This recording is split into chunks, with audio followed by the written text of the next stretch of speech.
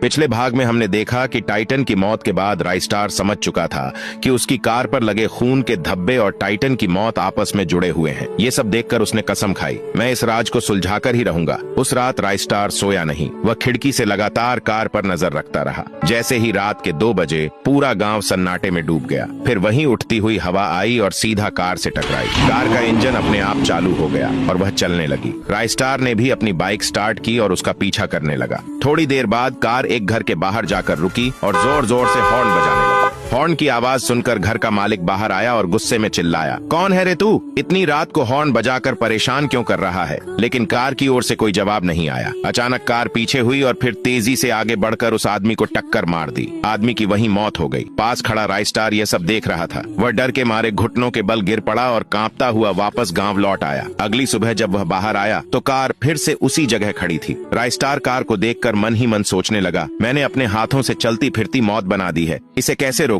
डर के मारे अगली सुबह ही वह पास के गांव रुद्रपुर के लिए निकल पड़ा। शाम होते ही वह वहां पहुंच गया और अपने सबसे पुराने दोस्त ज्ञान से मिला। राइस्टार ने सब कुछ उसे बताया और बोला, अब तू ही है जो मेरी मदद कर सकता है, मेरी आखिरी उम्मीद भी तू ही है। ज्ञान ने थोड़ी देर सोचकर कहा, भाई ये इतना आसान नहीं होगा। फिर दोनों ने पूरी रात बैठकर एक प्लान बनाया। अगले दिन सुबह वे बाइक से वापस गांव पहुंचे। ज्ञान एक ट्रक ले आया और दोनों ने मिलकर कार को उसमें लादा। फिर वे दूर एक ऊंचे पहाड़ पर ले गए और कार को धक्का देकर खाई में गिरा दिया। कार गिरते ही चकनाचूर हो गई और उसमें आग लग गई। दोनों भाई राहत की सांस लेने लगे और बाइक से वापस गांव लौट आए। उस रात गांव में पहली बार शांति और खुशियां छा गईं। लेकिन जैसे ही रात के 2 बजे वही रहस्यमयी हवा फिर गांव में घूमने लगी। वह पागलों की तरह कार को खोज रही थी। फिर अचानक उसने एक ऑटो से टक्कर मारी और वह ऑटो भूतिया कार में बदल गया। इस बार कार पूरे गांव में पागलों की तरह घूमने लगी। जो भी सामने आया उसे कुचल डाला। पूरे गांव में चीख पुकार मच गई और इंजन की दहाड़ती आवाज गूंजने लगी। सुबह जब राइस्टार बाहर निकला तो हैरान रह गया। कार फिर से उसी जगह खड़ी थी और पास ही से लोगों के रोने की तेज आवाजें आ रही थीं।